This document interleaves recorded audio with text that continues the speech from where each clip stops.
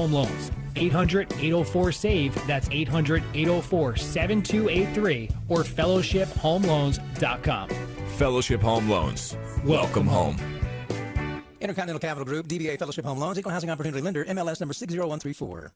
Broadcasting from the Ocala International Airport, this is WOCA AM, W242CA FM, Ocala, 1370 AM, 96.3 FM, The Source. Some valuable tips for growing citrus trees indoors. That's coming up on This Land of Ours. Great news, Florida farmers. The Florida legislature has passed hemp legislation allowing hemp to be grown. The alternative crop of the future is coming soon to Florida. With more than 25,000 different uses, hemp is the less water, less fertilizer, cover crop you've been waiting for. I'm Agriculture Commissioner Nikki Fried. Learn the facts about growing hemp at freshfromflorida.com today. That's freshfromflorida.com. It's a new day. Thanks to the Farm Bill, USDA's conservation programs encourage, even reward, farmers who are willing to make a commitment to conservation. There are voluntary programs which provide technical assistance, cost share, land rental, and incentive payments. Conservation, there's something in it for you. Call or visit your local USDA Service Center. Brought to you by the Natural Resources Conservation Service. Growing citrus trees indoors can be daunting, but the effort is well worth it for the aromatic flowers and foliage, not to mention the much-anticipated fruit. Some things to remember. Overwatering is the #1 killer of citrus. The soil needs to dry out between deep waterings. A moisture meter can come in handy for this. Don't use a pot that's too big, and always make sure the container you do use has a drainage hole. Place your citrus tree in the sunniest spot as possible. South, east, and west-facing windows are ideal. Use grow lights if you lack bright natural light, but make sure to turn them off at night. These trees don't evolve with constant sunshine and need rest. As long as your tree is healthy, feed it monthly with organic, granular citrus fertilizer. Avoid exposing your plant to hot or cold blasts of air, and never place it beside a heat source or near an exterior door. Check leaves for daily bugs. I'm Kathy Isom, Southeast AgNet. When it really counts, depend on the Source for the latest weather updates, keeping you ahead of the storm. 96.3 FM, 1370 AM, The Source. We'll have areas of fog early, otherwise mostly sunny skies. High today 79 to 81. Then partly cloudy skies this evening, low tonight 56 to 58. Tuesday will be partly to mostly sunny. High tomorrow 80 to 82.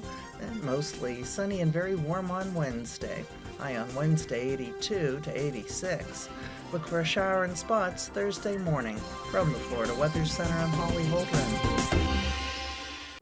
You know what you want to do in retirement, but do you know how to get there? Tune in to Coasting into Retirement with Gary Marriage of Nature Coast Financial Advisors, Sunday mornings at 8 to get answers to your retirement planning questions. Plan today so you can do the things you've always dreamt about doing in retirement. Listen Sunday mornings at 8 to Coasting into Retirement with Gary Marriage of Nature Coast Financial Advisors.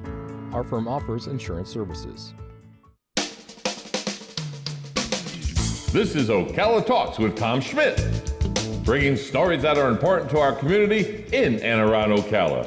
Plus, of course, a splash of sports as well. Now, here's your host, Tom.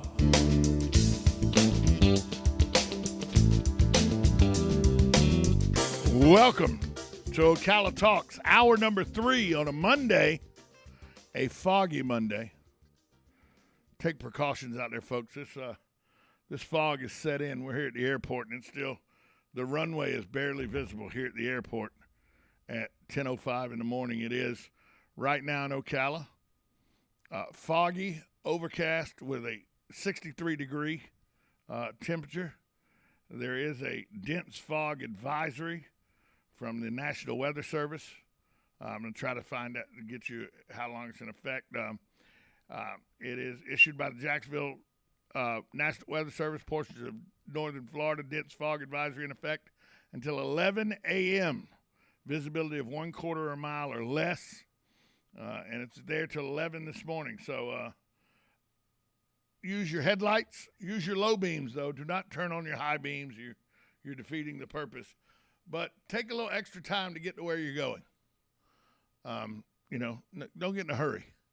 Everybody's dealing with the same thing out there. This fog is no fun, so make sure you take a little extra time to get to where you're going. We are under a dense fog advisory in the Marion County area until 11 a.m., according to the National Weather Service out of Jacksonville. So take a little extra time. Kevin Sheely, the CEO of the Ocala Metro Chamber and Economic Partnership, he will be with us this week on the show to give us a rundown of where we are with business development here in Ocala going into 2022, how 2021 wrapped up, and going into what to look forward to going into 2022. But we'll also have to talk to him about the possible extension of the Florida Turnpike. He agreed last Wednesday with the county commission on their approach to the proposed northern extension of the Florida Turnpike. He thinks the commissioners made the right choice with the language it decided to use in a letter to the Florida Department of Transportation.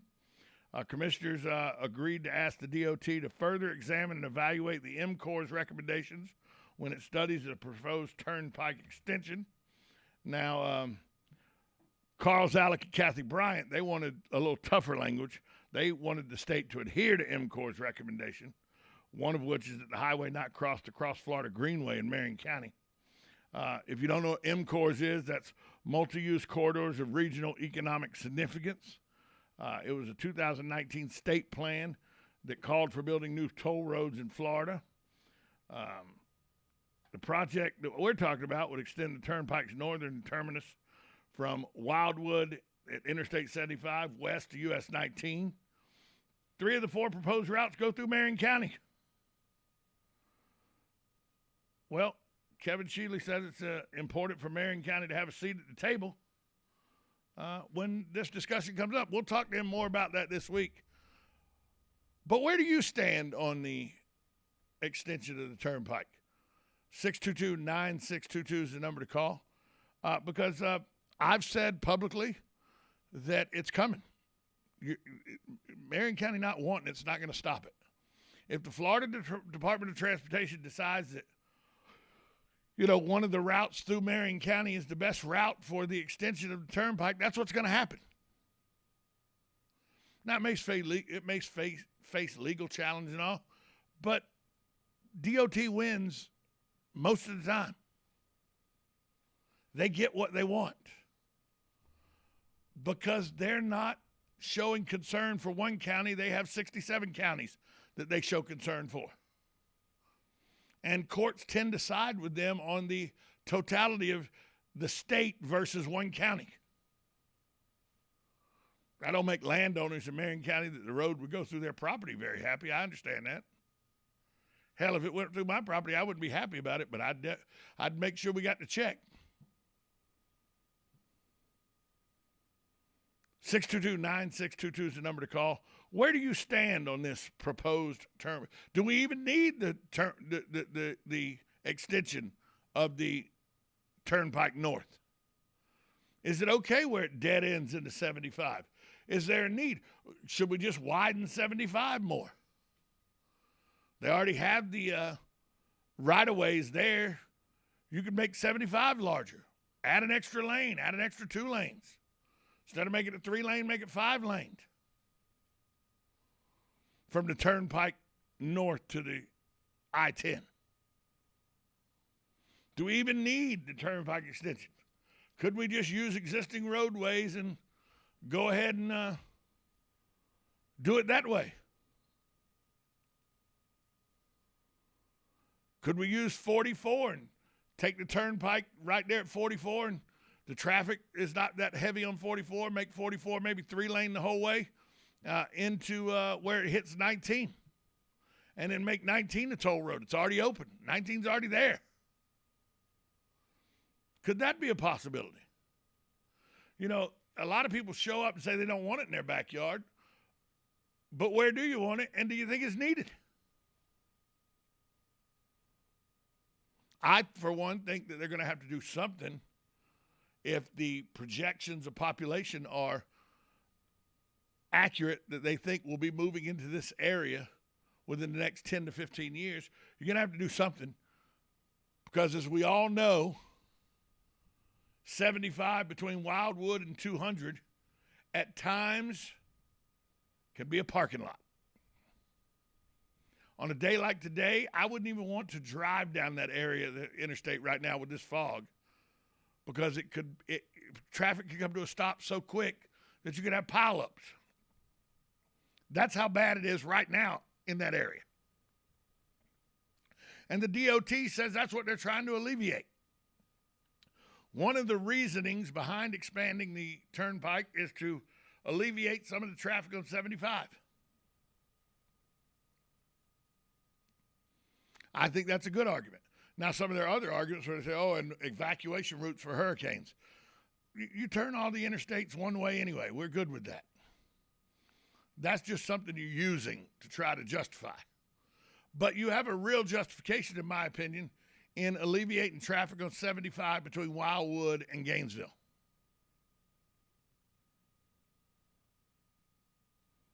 And some projections say it would be a reduction up to 30%.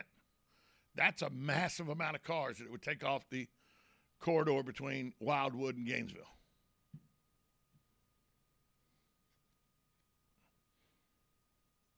Three of every 10 cars. That's a big deal. But I see people, they go to county commission meetings. They put signs in their yard. But what's your real displeasure with it? Just because it's coming to Marion County? Would you be okay with it if it went through some other place, but not Marion County, but so you still had the convenience of it? And how many of you that don't want it to come through Marion County, once it's built, going to boycott it because I didn't want it here, I'm not using it? That would be none of you.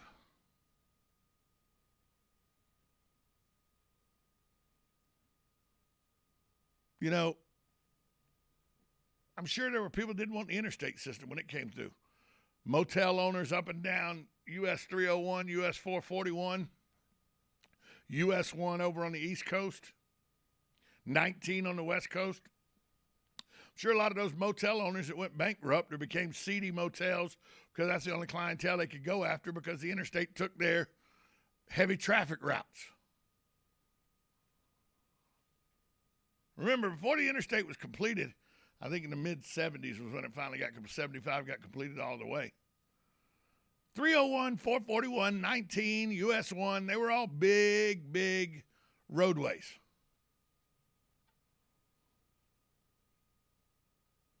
Huge commerce.